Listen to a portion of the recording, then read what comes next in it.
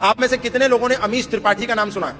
अमीश त्रिपाठी ने एक सीरीज लिखी, रामचंद्र सीरीज। उसमें उन्होंने 4 किताबें लिखी। एक किताब का नाम है राम, दूसरी किताब का नाम है सीता, तीसरी किताब का नाम है रावण और चौथी किताब का नाम है लंका। उनका यह दावा है कि मैं ये जो रामचंद्र सीरीज लिख रहा हूं, इसमें मैं राम की व्याख्या कर रहा हूं, रामायण की व्याख्या कर रहा हूं। और वो किताब दुनिया में सबसे अधिक पढ़ने वाली किताबें हैं। अमीश त्रिपाठी दुनिया में बेस्ट सेलर ऑथर है। बेस्ट सेलर ऑथर वो होता है जिसकी किताबें सर्वाधिक बिकती हैं। लेकिन सोचिए, लाखों हिंदुओं ने वो किताबें पढ़ी अमीश की, लेकिन किसी ने भी उस पर प्रश्न चिन्ह नहीं लगाया कि अमीश त्रिपाठी ने राम के बारे में गलत लिखा है, खराब लिखा है, झूठ लिखा है। उसके प्रमाण मैं आपको कुछ देना चाहता हूं। जब राम कथा का प्रारंभ किया, राम किताब लिख करके अमीश त्रिपाठी ने, तो उसमें यह लिखा कि मर्यादा पुरुषोत्तम श्री राम और लक्ष्मण ने एक हिरण पकड़ा और हिरण पकड़ करके उसको लाठी में उसके रस्सी से पैर को उल्टा बांध दिया और एक डंडा रख लिया राम ने अपने कंधे पर, एक रख लिया लक्ष्मण ने, और वो आगे आगे चल रहे हैं। और लक्ष्मण कह रहे हैं राम को कि आज हमें एक बहुत अच्छा, बहुत दिन के बाद खाना खाने को मिलेगा।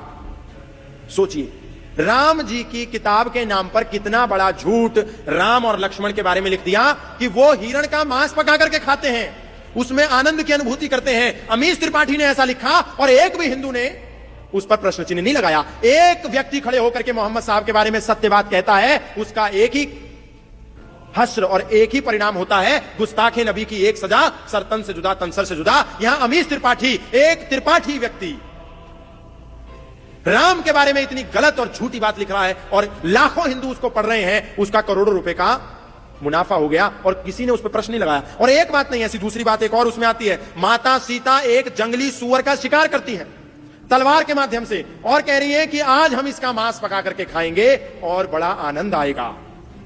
क्या राम जी मांसाहारी थे? क्या माता सीता जंगली सुअर का मांस खाती हैं? क्या वाल्मीकि जी की रामायण में कहीं ऐसा इतिहास है? क्या गोस्वामी तुलसीदास की किताब में ऐसा कहीं लिखा है? नहीं लिखा। फिर यह झूठ कहां से प्रचारित हो रहा? तीसरी एक और बात, माता सीता और राम ने मिलकर के हिरण का शिकार किया। केकई राम से कह रही है कि आज तुम वन में जाओ और मेरे लिए ताजा हिरण का मांस लेकर के आओ। और तो और बात यहीं पर नहीं रुकी, अभी हम गुरुकुल की बात कर रहे थे। गुरुकुल एक ऐसा स्थान है जहां पर ब्रह्मचारी बनाने की बात करता है आचार्य। गुरुकुल में रह करके राम भी पढ़े, भरत भी पढ़े, शत्रुघ्न भी पढ़े, लक्ष्मण भी पढ़े, और उसी गुरुकुल में बैठ करके निषाद राज गुह जमीन पर बैठ करके एक ही गुरुकुल के अंदर बिना किसी जातिगत भेदभाव के, बिना किसी ऊंच नीच के उसी गुरुकुल में पढ़ते थे।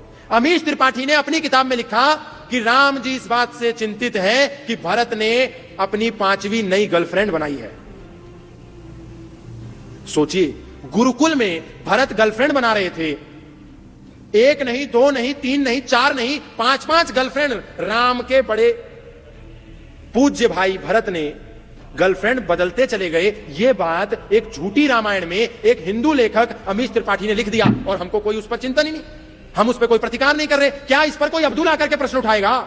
क्या इस पर कोई जोसेफ प्रश्न उठाएगा? इस पर कौन चिंता करेगा, कौन चिंतन करेगा? हिंदू को करना है, युवा को करना है, लेकिन हम नहीं कर रहे। जो मार्केट में आता है रामायण के नाम पर उसको पढ़ते हैं। रामायण के नाम पर यदि पढ़ना है तो वाल्मीकि की रामायण के अतिरिक्त और दूसरी कोई रामायण दुनिया में नहीं है जो पढ़ी जानी चाहिए।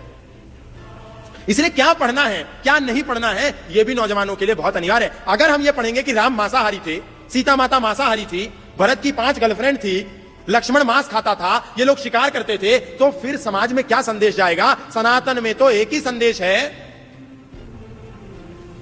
कि मांस का भक्षण करना पाप की श्रेणी में आता है। यक्ष रक्ष पिशाचन्नम मध्यम मासम सुरासवम यद ब्राह्मणेन नातव्यम देवानाम श्नता हवि। सनातन कह रहा है कि जो यक्ष और रक्ष है, राक्षस है, उनका भोजन है मांस और मदिरा, मानवों का भोजन मांस और मदिरा नहीं है। ऐसे में राम मांस का सेवन कैसे कर सकते हैं?